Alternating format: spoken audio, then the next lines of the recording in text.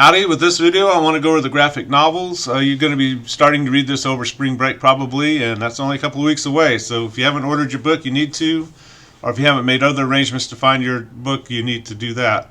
There's going to be a copy of Persepolis, Blue is the Warmest Color, and Ghost World on reserve at the Northeast State Library. But it's going to be library only. You can't check it out and take it home. You can just check it out and read it there in the library. But it is available if you have trouble getting it.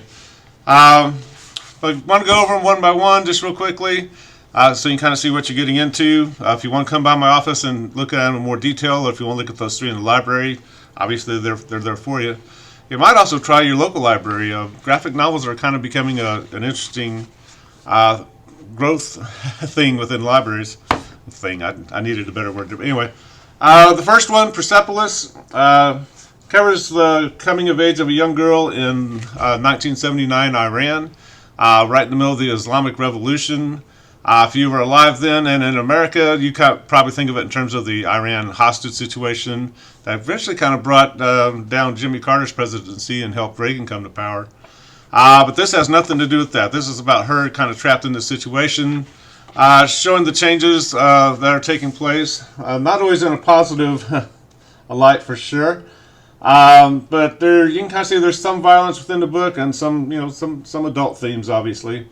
I'd probably put it around the PG-13 range, but a very fascinating look into what's happening in a different country that was also having a profound influence on our own. But again, the novel doesn't deal with America at all. It's focused on what's going on in Iran there. It's black and white. Which, at first you think that, how are you going to keep that going and keep it interesting, but she does a good job with it. Marge ain't so trappy there. Does a good job with the graphics, and it's a fun book to read, and she keeps it moving very quickly. The second one, Road to Perdition, might have seen the movie with Tom Hanks. It's kind of an older movie, maybe not, but kind of a gangster movie. It's told from the perspective of a boy whose father is a hitman for the mob, and the mob kind of turns against him, and violence ensues. Beautifully drawn novel. Sometimes you'll just get lost in the pictures, but there is some violence. But again, it's kind of on the page. It's not as graphic as you might get in a movie or something like that. But he is a hitman for the mob, and he's very good at it, and we see him displaying his skills quite often in this graphic novel. And we also see the young boy trying to come to terms with all his father's violence and his way of life. Very interesting graphic novel there. The next one, Ghost World, classic 1990s teen angst graphic novel. This one's also been made into a movie with, I can't remember who's in it now, sorry. But that's the cover. And it's kind of a dystopic novel. Within the novel, you see a lot of this weird green color, kind of this tealish kind of color, kind of indicating that everybody's kind of living in a ghost world, and kind of trying to figure out how to function within it, or decide whether or not you want to stay in it.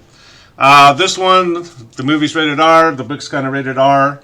It has some pretty strong themes, a few images in there where you might be like, ooh, I didn't need to see that.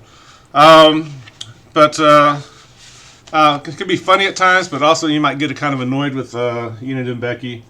But very, very good graphic novel. Interesting, it's a graphic novel about two teenage girls written by a man, so one of the interesting questions might be, is he able to pull that kind of thing off there. Blue is the Warmest Color. Another choice. Again, this one's on reserve at the library.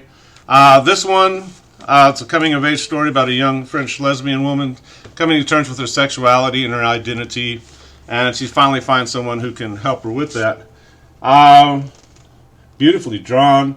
A couple of problems with this one. Not problems, but things with this one. Some of it's written in cursive. She's reading out of her girlfriend's diary, and it's written in cursive, so if you can't read cursive, you might have a little trouble there. You might go to the library and see if you can read it. There's some very graphic sexual content. She's coming of age sexually, and the book shows that. There's full-on nudity. If you're not comfortable with that, you might want to choose another one. But again, you can go to the library, kind of look at it, and kind of see what you're getting into before you buy it. But beautifully drawn. It's just a beautiful graphic novel. The last one, Nat Turner, by Kyle Baker. The story of Nat Turner leading the slave rebellion in the 1800s. This one's it's an interesting graphic novel. It relies a lot more on the photos, but then every once in a while you have a page where he kind of explains what's going on. And also he's kind of done this as kind of a textbook, so at the end there's some help when he starts giving you questions and prompts about the various chapters. But again, there's no whitewashing here. Very graphic about what happened to slaves during this time. And of course the rebellion killed 50 some odd white people as well during the rebellion, and he shows fairly graphic there. I mean, the graphics aren't quite as bad as if you saw it like in film version, but some of it you can imagine kind of going like, oh, okay. And again, it doesn't whitewash it. It doesn't. It portrays Nat Turner as a heroic figure in many ways for kind of leading this rebellion against this horrible oppression of slavery. Fascinating novel. Again, if you want to look at any of these, you can come by my office. I'm happy to let you look at them. The 3 are already in the library if you want to take a look at them there. Also, don't forget, after the graphic novels, we're going to work with The Giver. Make sure you get a copy of this. Again, your local library will have this, but you should probably be able to get a used version of this pretty cheap in any used bookstore. But wanted to go over those one more time. 5 interesting choices. They're very different from each other. So hopefully you'll land on one that you want to work with. Again, if you want to look through them ahead of time, you can come by my office or go look at those 3 in the library and see what you're kind of getting into there.